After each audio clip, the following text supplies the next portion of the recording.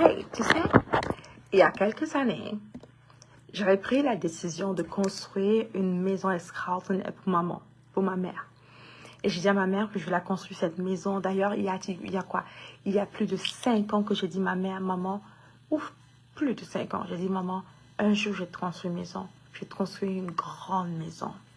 Elle m'a dit, amen, ma fille, que Dieu t'entende. 2 ans plus tard, j'appelle maman. Après un moment de prière, je me rends compte que je peux le faire, que je dois le faire. Je dis à maman, je prends l'engagement devant toi. La maison que tu désires avoir depuis très longtemps, je vais le faire pour toi. Maman me dit, ok, amen.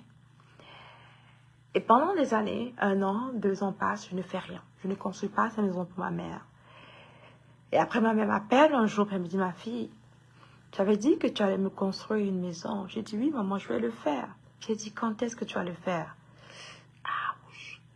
J'ai dit, un jour, maman, c'est juste que c'est un peu compliqué présentement, tout ce genre de choses.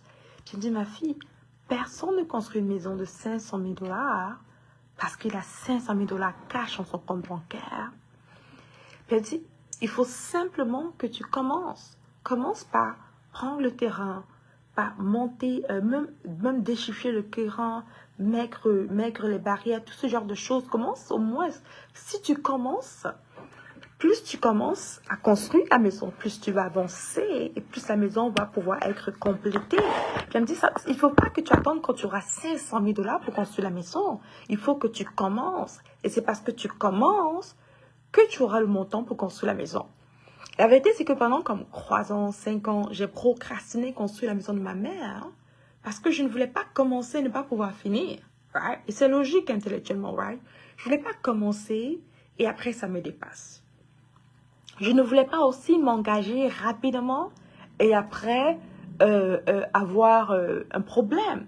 Donc, je m'assurais d'attendre le bon moment que j'aurais l'argent complet pour maintenant dire à maman, ok, ou bien la moitié au moins, right, pour dire que maman va construire ta grande maison. Et ce jour, quand maman m'appelle, elle me dit, ma fille, c'est pas comme ça marche.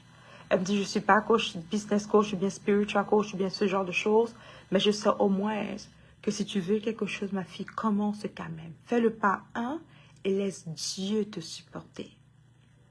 Du jour que maman m'a dit cela, jusqu'à la fin, jusqu'à ce qu'on a construit cette maison, c'est à peu près 6 mois.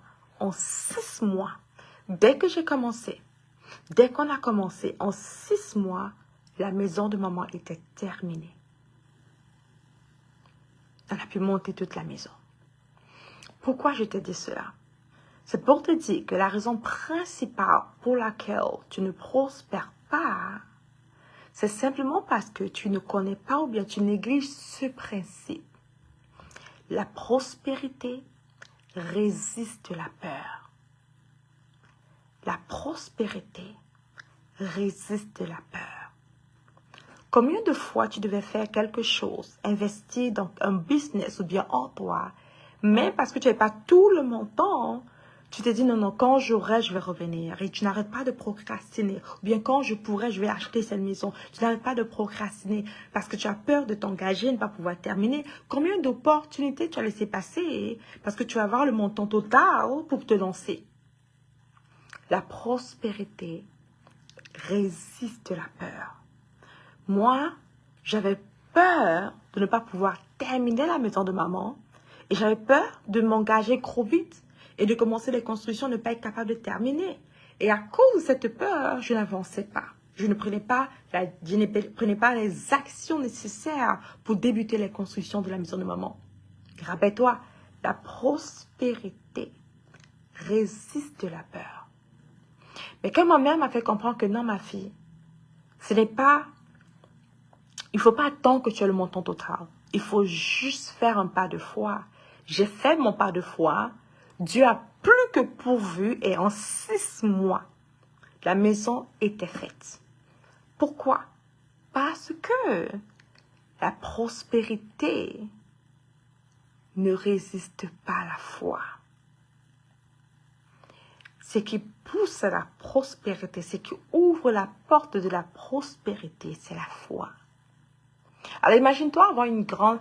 Tu as le droit d'avoir accès à une grande villa, une grande maison. Et lorsque tu cognes à la porte s'ouvre. Simplement à cause que tu portes la foi. Ou bien lorsque tu cognes à la porte ne s'ouvre pas simplement à cause de la peur. La prospérité résiste la peur. Mais pourquoi? Elle nécessite la foi. Alors, je veux juste que tu médites ce soir sur cette pensée.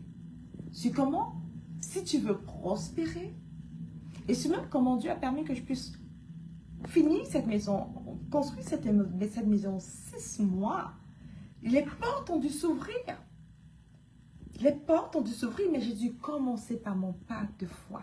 La prospérité résiste la peur, mais ne résiste pas à la foi.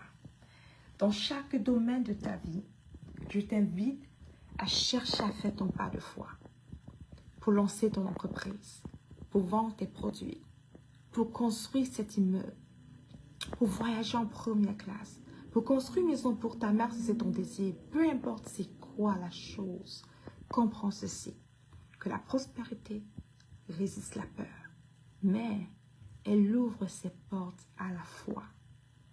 Médite sur ça et on se dit à la prochaine, guys.